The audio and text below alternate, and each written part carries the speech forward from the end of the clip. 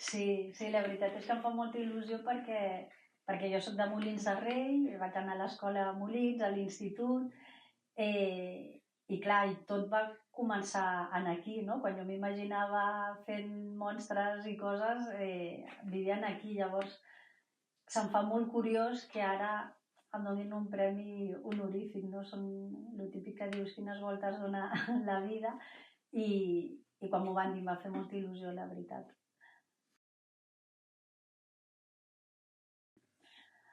Pues, treballant molt, és a dir, des que vam començar fins ara, el dia d'avui, és dedicació contínua, treballant moltíssimes hores, moltes, i sí, deixar una mica de banda la vida personal perquè per fer les coses com les volem fer, i com és una feina artística, requereix això, dedicar-li moltes hores. Llavors, és el que recordo, com esforçant-se molt, treballar, i després que et vinguin premis o no, no és que sigui secundari, perquè fa molta il·lusió i és un reconeixement, però és això, nosaltres el que volem fer és fer feines que ens agradin i arribar a lo millor que puguem, no? I millorar cada vegada. Llavors, recordo, és això, és una escalada d'anar aprenent i anar millorant. Doncs, mira, jo em vaig formar a mitges, i dic a mitges perquè vaig anar a l'escola a Mascaró, que feien dibuixos animats i alguna cosa d'efectes, i per això vaig anar, però després vaig anar, on realment em vaig formar va ser amb el David Martí, el meu soci, que juntament amb un altre soci que tenia en aquell moment, el David Alcalde, tenien una escola, i jo vaig anar allà. O sigui, ells van fer aquesta escola perquè en aquell moment quasi no es feien efectes. Hi havia molt poca feina en allà. O sigui, aquí a Espanya no era tot més Anglaterra, Estats Units, però ells volien fer això i ho volien fer aquí. Llavors, clar, els hi faltava gent i van fer l'escola per formar gent. I jo vaig anar allà, el que passa que no vaig acabar el curs, em vaig posar allà a ajudar-los en el taller.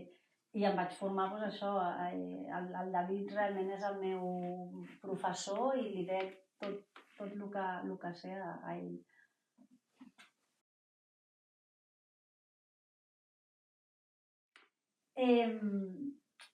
Li diria que intenti fer moltes coses a casa, perquè poden anar a escoles, abans no n'hi havia, quasi. De fet, la que vam posar el David va durar 2 anys i després, com no s'apuntava ningú, ho van deixar.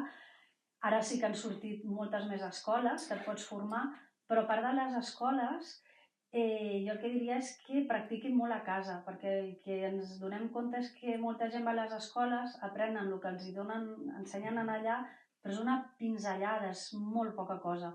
Llavors, realment, els efectes especials, hi ha molts oficis en un mateix ofici, no? Perquè hi ha l'escultura, el maquillatge, mollos, la pintura, moltes coses. Llavors, nosaltres el que valorem més és gent que tingui inventiva i que intenti fer coses a casa amb la seva inventiva. Dona igual si és amb un material o amb un altre, no? La qüestió és el que pots treure amb la teva imaginació i pots practicar escultura. Perquè molta gent ve de l'escola i he fet això, però després no han fet res més. Llavors, escultura no necessites més que fang o plastilina, i això és com molt important, o practicar maquillatge, pintura.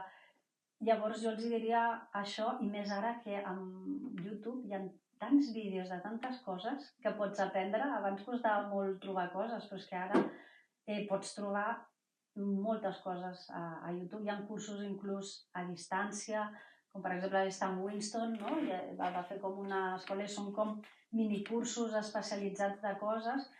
Llavors nosaltres recomanem més anar, o sigui, tocar una mica totes les tecles, però sobretot a casa practicar.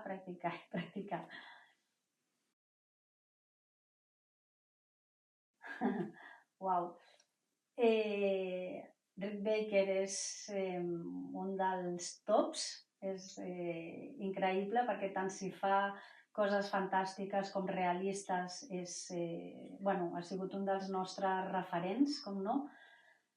El Jim Henson l'adoro, ojalà hagués pogut treballar amb ell, per tota la innovació també que va portar, la imaginació, l'amor i la passió, però sobretot com va anar progressant, no? Des de fer un ninot amb un mitjó a lo que va arribar, no?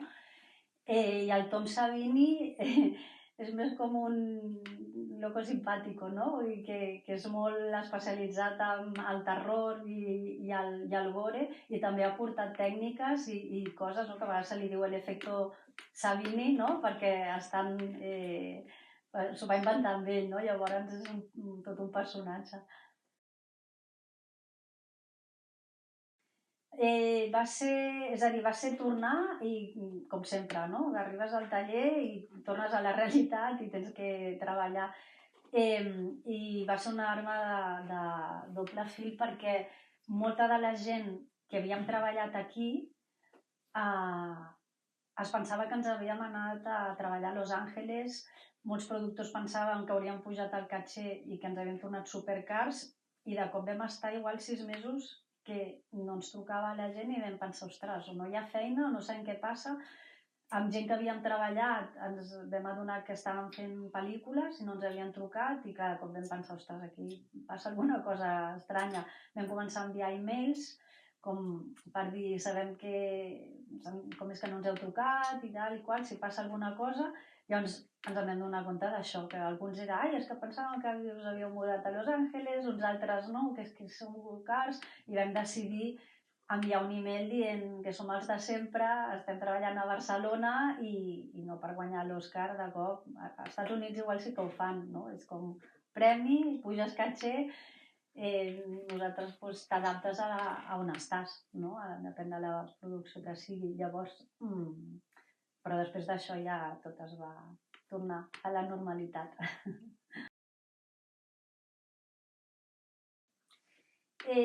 Jo crec que la diferència més gran seria el pressupost. No? Es nota molt... També depèn de la pel·lícula estrangera, no? I del pressupost que tinguin, però sí que es nota diferència. No? Aquí has d'anar més com en comptagotes i de cop necessites... el primer que fas és passar el pressupost, i sempre són cars, llavors o tallen pressupost o es tallen efectes, i sempre s'ha d'anar com amb peus de plom, no? Per no passar-se. En canvi, allà és com et demanen una cosa i és com tot més fàcil en el sentit de, si fem això necessito això, i si ho necessiten ho paguen i ja està, no? Després també potser els rodatges, no? Aquí són més curts i allà són més llargs, no? Duren més mesos.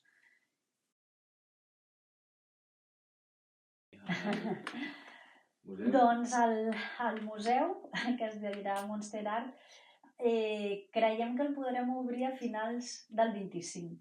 Espero, perquè ens queda moltíssima feina i és difícil compaginar-ho amb la feina que tenim i això, però aviam si podem, a finals del 25.